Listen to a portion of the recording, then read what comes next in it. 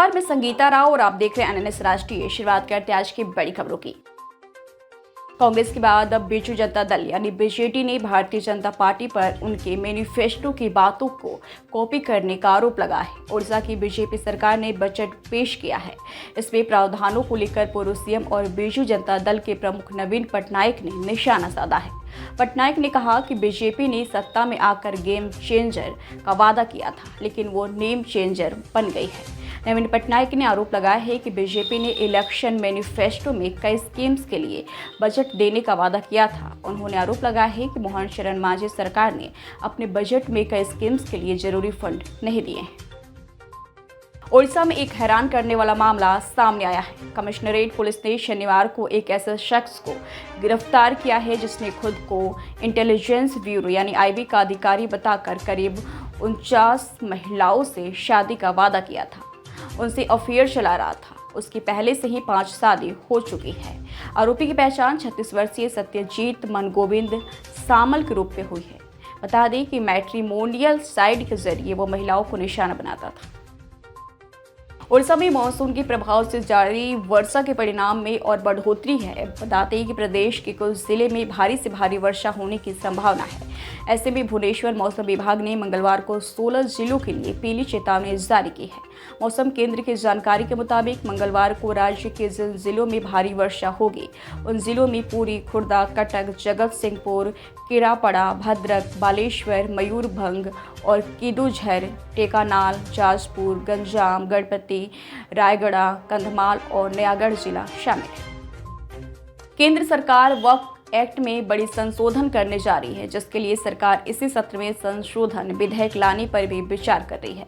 सरकार के इस फैसले को लेकर मुस्लिम पर्सनल लॉ बोर्ड और नेताओं ने आपत्ति जताई है और कड़े शब्दों में इसका विरोध किया है। इस बीच पूर्व केंद्रीय मंत्री और भारतीय जनता पार्टी के वरिष्ठ नेता मुख्तार अब्बास नकवी ने संशोधन को वक्त की जरूरत बताया है। बता दें कि उन्होंने कहा है कि वक्फ सिस्टम को टच नोट की सोच है, सनक और संकीर्ण सियासत से बाहर लाना होगा।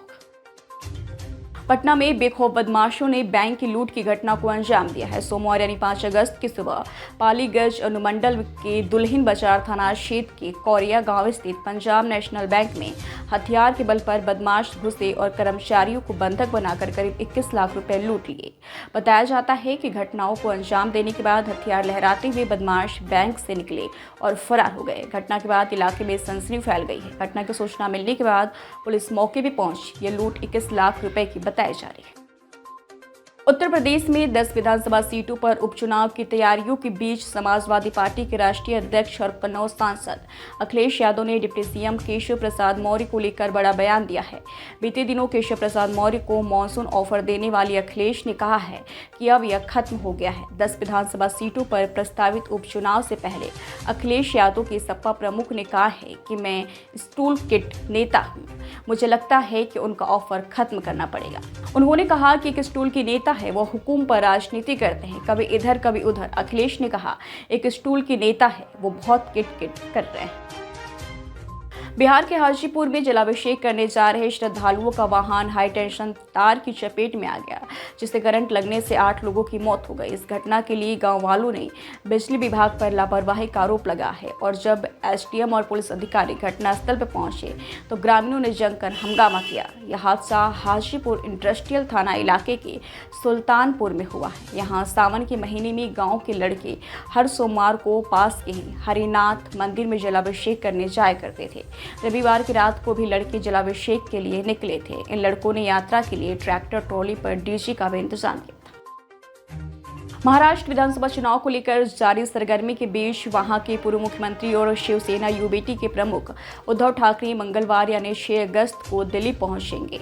वह कल से अगले 3 दिनों तक दिल्ली में रहेंगे। बताया जा रहा है कि वो महाविकास अघाड़ी के नेताओं से भी दिल्ली दौरे के दौरान बातचीत कर सकते हैं। शिवसेना सांसद संजय राउत ने अगले 3 दिनों में उद्धव ठाकरे का शेड्यूल क्या रहेगा इसकी जानकारी देते हुए कहा कि पार्टी प्रमुख के साथ आदित्य ठाकरे और रश्मि ठाकरे भी दिल्ली आ रही। हिमाचल प्रदेश के पूर्व मुख्यमंत्री और नेता प्रतिपक्ष जयराम ठाकुर ने रविवार को राज्य सरकार से आपदा प्रभावित लोगों को तत्काल राहत प्रदान करने के लिए जरूरी व्यवस्था करने का आग्रह किया।